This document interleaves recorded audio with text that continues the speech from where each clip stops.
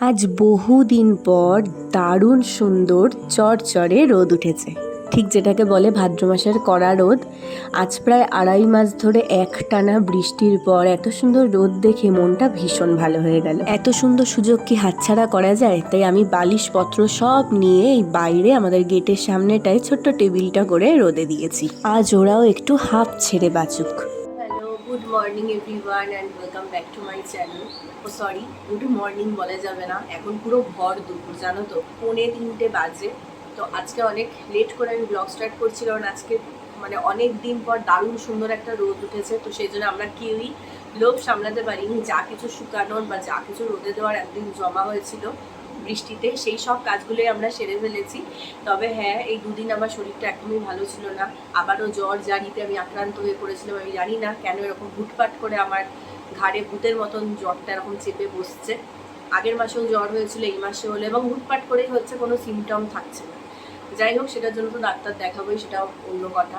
তো এখন অনেকটা বেটার আছি, আজকে থেকে অনেকটাই শরীরটা ভালো লাগছে। তো সেই জন্য যে কাজগুলো জমেছিল সেগুলো কিছু কিছু করে সারার চেষ্টা করলাম। এই ঘরদোর পরিষ্কারের ব্যাপার সব তো একসাথে পারছি না। থেকে থেকে আমার হচ্ছে কি, হাত পাগুলো দেখছি কেমন কাঁপছে। এটা দুর্বলতা থেকে হচ্ছে, বুঝতেই পারছি। তো সেই জন্য সব কিছু একসাথে পরিষ্কার করা তো পসিবল না। অল্প অল্প করে যেটুকু আজকে আমার শরীর দিয়েছে সেটুকুই পরিষ্কার করেছি। আর আজকে হচ্ছে বাবার এইমসে নিউরোলজিস্টের কাছে চেক আপ আছে। তোমাদের আগের দিন বলছিলাম না যে, মানে আগের দিনের ব্লগেই তো মনে হয় বলছিলাম যে টেস্ট করতে গেছিলো, কারণ এইমসে দেখানো আছে।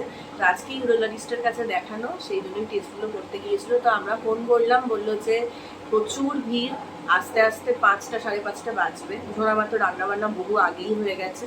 আমরা হয়তো দুজনই তো বাড়িতে আছি, দুজনই একটু পরে খেয়ে নেবো, আর কী বা করবো, কারণ ওদের যেহেতু আসতে দেরি হবে, তো ওরা ওখানেই কিছু লাঞ্চ করে নেবে। আর সোনা মাছে কি রান্না করেছে দেখি, আমি নিজেও জানি না।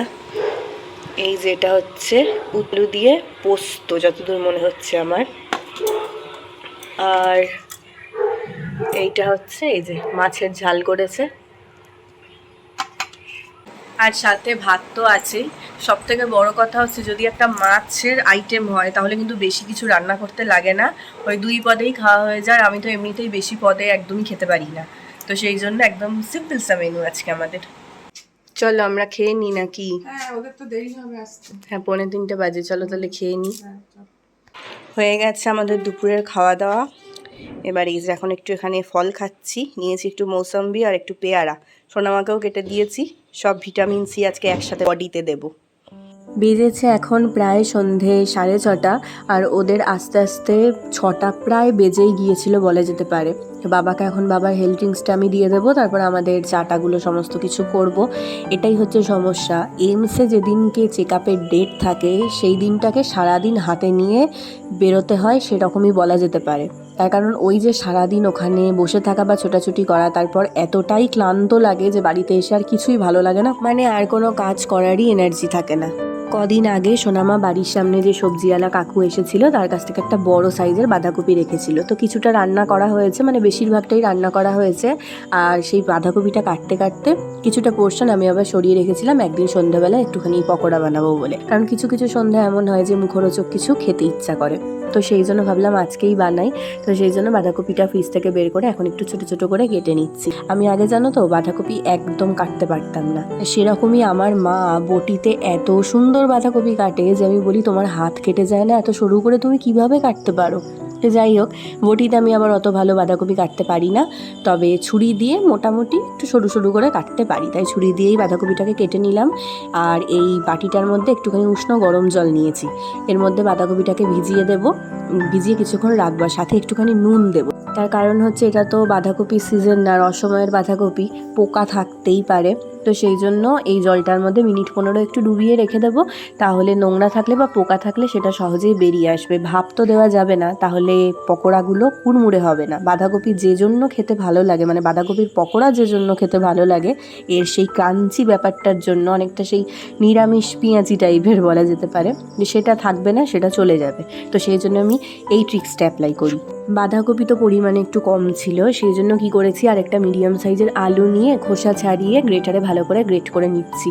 আগে এরকম বহুদিন হয়েছে, মানে বিয়ের আগের কথা বলছি, যে মা যদি রাত্রিবেলা ধরো ডাল রেখেছে তো তার সাথে ভাজাভুজি কিছু করবে, তো সেক্ষেত্রে এই আলুর বড়া আমিই বানাতাম। আলু গ্রেট করে কখনো পকোড়ার মতন করে, আবার কখনো বা বড়ার মতন করে বানাতাম। খেতে যে কী ভালো লাগতো, আর সেটা আমি অনেকবার ব্লগে দেখিয়েছি। সেই জন্য আমার আশেপাশের সব বন্ধু বান্ধবরা আমাকে খ্যাপাতো, কী রে তোর কি আজকে বড়া ভাজা কাজ আছে নাকি। আলুটাকেও বাঁধাকপি যে জলে ভিজিয়েছি তার মধ্যেই ভিজিয়ে রেখে দেবো, তাহলে স্টার্চগুলো বেরিয়ে যাবে আর একদম ক্রিস্পি হবে পকোড়াগুলো। এদিকে চা বসিয়ে দিয়েছি, পিসিরাও এসেছে, সেজমা এসেছে।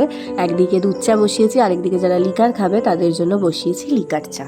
এখানে চা ফুটতে ফুটতে ওদিকে আমি এবার পকোড়াগুলোকে রেডি করে নেব। ভালোই হয়েছে আজকে সবাই এসেওছে, সবাই মিলে একসাথে গরম গরম চা আর কুড়মুড়ে পকোড়া খাওয়া যাবে। বাঁধাকপি আর আলুটা থেকে ভালো করে আমি জল ঝরিয়ে নিয়েছি। এরপর এর মধ্যে একটুখানি গ্রেট করা আদা, স্বাদ মতন লবণ, পরিমাণ মতন হলুদ, লঙ্কার গুঁড়ো আর দিয়েছি একটুখানি কসৌরি মেথি।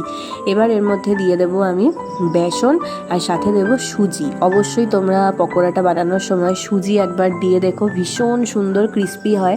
তবে সুজিটা আগেই দিয়ে দেবে না, জাস্ট ভাজার আগে দেবে। বা যদি এরকম মনে করো যে এখনই ভাজবো, মানে ইনস্ট্যান্ট বানিয়ে ইনস্ট্যান্ট ভাজবো আমার মতন, তাহলে সঙ্গে সঙ্গেই দিয়ে দিতে পারো। বাড়িতে এরকমভাবে যদি নিরামিষ পকোড়া তোমরা বানাতে চাও, অবশ্যই একবার কসৌরি মেথি দিয়ে ট্রাই করে দেখো, এত ভালো লাগে খেতে, তোমরা বানালেই বুঝতে পারবে। বাঁধাকপি, আদা, কসৌরি মেথি সমস্ত কিছু মিলিয়ে এত সুন্দর একটা পকোড়ার গন্ধ উঠছে, যেন মনে হচ্ছে দোকানটাই বাড়িতে চলে এসেছে। যাই হোক, ভালো করে আগে আমি তেলটাকে ধোয়া ওঠা গরম করে নিয়েছি, তারপরে ফ্লেমটাকে একদম লো করে দিয়ে পকোড়াগুলোকে এবার একটু সময় নিয়ে ভাজতে হবে। একটু সময় নিয়ে না ভাজলে মানে ভালো কিন্তু ক্রাঞ্চি হবে না। আর বাঁধাকপির পকোড়া যদি ক্রাঞ্চি না হয় তাহলে তো খেয়ে কোনো মজাই নেই। মুখরোচক খাবার খেতে আমরা সবাই ভালোবাসি, কিন্তু তার মধ্যে আমার শ্বশুরমশাইয়ের নাম থাকবে সর্বাগ্রে, তাই এই প্লেটটা তার জন্য। তাকেই আগে গরম গরম ভেজে দিয়ে আসবো, তারপর আমরা খাবো। সবাইকে গরম গরম পকোড়া সার্ভ করে দিয়েছি। এবার তার সাথে সার্ভ করার জন্য নিয়ে যাচ্ছি চা, যেটাকে আমি বানিয়েছি আদা দিয়ে। স্পেশাল কোনো খাবারের সাথে একটু আদা চা হলে সেই জিনিসটার স্পেশালিটিটা আরও একটু বেড়ে যায়। এত কষ্ট করে পকোড়াগুলো বানালাম, এবার তো একটু আমাকেও টেস্ট করে দেখতে হবে, তাই না? বলো তো দেখতে কেমন হয়েছে? একদম চোখ বুজে না খেয়ে পেঁয়াজি ভেবে তো ভুল করা খুব স্বাভাবিক, তাই না? পকোড়াটা খেতে খেতে লাইব্রেরি থেকে এইবারে রান্না বইটা নিয়ে একটু বসলাম, কারণ ডিনার বানাতে এখনও ঢের দেরি, আর সেরকম কিছু চাপ নেই আজকে ডিনারের ক্ষেত্রে। এইবার না অভিক সরকারের এই পেট বথ্যু বইটা আমি লাইব্রেরিতে পেয়েছি, যেটা আমার কাছে একটা বিশাল ব্যাপার, কারণ আমি অভিক সরকারের লেখা প্রচণ্ড পছন্দ করি। আমরা এই প্রজন্মের অনেকেই এই বিশিষ্ট লেখকের নাম তো জানি, কারণ তার লেখা বহুল প্রচলিত ভোগ গল্পটা শোনেনি এরকম মানুষ হয়তো কয়েকজনই আছে হাতে গোনা। তো সেই জন্য সেই লেখকের প্রতি আগ্রহ আমার তখন থেকেই। তো এইরকমভাবে যে লাইব্রেরিতে গিয়ে এইবার তার লেখা একটা বই পেয়ে যাবো, এটা আমি একদমই ভাবিনি। বাবাদের ডিনার করাও হয়ে গেছে, বাবার আর কাকুর, কারণ ওদের তো সারাদিন সেইভাবে কোনো খাওয়া হয়নি। এমসে ডক্টর দেখানো থাকলে না সবাই মিলে জায়গা ছেড়ে যাওয়া যায় না। ও তবু নিচে গিয়ে কিছু একটু পেটে দিতে পেরেছিল, বাট বাবা আর কাকু খালি চিপস আর বিস্কুট খেয়েই ছিল। তো সেই জন্য শোনা আমার তাড়াতাড়ি ওদের খাইয়ে দিয়েছে ভাত ঠাত গরম করে। ওদের তো মাছের ঝোল, ভাত, তারপর ওই উচ্ছে আলু পোস্তটা করেছিল। ওদের তিনজনের তো রাখাই রয়েছে। এখন আমি আমার আর সোনামারটা বানাতে এসেছি। দাঁড়াও কি বানাবো দেখাচ্ছি। পরশুদিন আমি একটুখানি সকালে ব্রেকফাস্টে আলুর পরোটা করেছিলাম, তো সেই জন্য দেখো এখানে কিছুটা পুর রয়ে গেছে। তো এটা যা আছে আমার আর সোনাবার আশা করছি এটা দিয়ে পরোটা হয়ে যাবে। এখন খালি একটুখানি ময়দা মাখবো, তাহলেই হয়ে যাবে। আর সোনামা কালকে রুটি বানিয়েছিল, তো একটা আটার ডো রয়েছে, ওটা একবারে মিশিয়ে মেখে নেবো, নিয়ে ভেজে নিলেই আমাদের ব্রেকফাস্ট রেডি। প্রথমে যদিও মনে হয়েছিল যে আলুর পুরটা আমাদের দুজনের হয়ে যাবে, কিন্তু পরে দেখলাম কোনোভাবেই হবে না, ওটা একজনের দুটো পরোটার জন্য ঠিকঠাক। তো তাই জন্য এখন আর কি মেশাবো, একটা প্রায় মিডিয়াম সাইজের পেঁয়াজকে একটু কুচিয়ে নিয়েছি, সেটাকে একটু নুন, লঙ্কার গুঁড়ো আর হলুদ দিয়ে এখন নরম হওয়া মতন ভেজে নিচ্ছি। তারপর এটার সাথে আলুর পুরটাকে আরেকটু ভালো করে নাড়াচাড়া করে নেবো, তাহলে এই জিনিসটা আর একটু বেড়ে যাবে। কারণ এখন আলু সেদ্ধ করলে সেটা আবার অনেকটা বেশি হয়ে যাবে। দেখো পেঁয়াজটা যেহেতু একটু বেশি দিয়েছি, সেই জন্য আলুর পুরটা কতটা হয়ে গেছে, এবার দুজনের জন্য একদম ঠিকঠাক। থেকে থেকে মাথায় এরকম হুটপাট আইডিয়া এসে গেলে কিন্তু কাজকর্মে বেশ সুবিধা হয়, কারণ বেশি করে পেঁয়াজ দেওয়ার ফলে আলুর পরোটার স্বাদ দ্বিগুণ বেড়ে গিয়েছিল, খেতে অনেক বেশি ভালো লাগছিল। আর এর সাথে খাওয়ার জন্য কিন্তু কিছুই লাগে না। আমি সবসময় আলুর পরোটা এমন করে করেই বানানোর চেষ্টা করি, যাতে সেটার সাথে খাওয়ার জন্য কিছু না লাগে, শুধুই খেতে যাতে অনেক ভালো লাগে। তাহলে চলো পরোটাগুলো ভাজতে ভাজতেই আজকের ব্লগটাকে এখানেই শেষ করি। যদি আমার ব্লগগুলো তোমাদের ভালো লেগে থাকে তাহলে অবশ্যই লাইক শেয়ার করো। যারা ইউটিউব থেকে দেখছো তারা আমার চ্যানেলটা সাবস্ক্রাইব করো, আর যারা ফেসবুক থেকে দেখছো তারা অবশ্যই আমার পেজটাকে কিন্তু ফলো করে রেখো।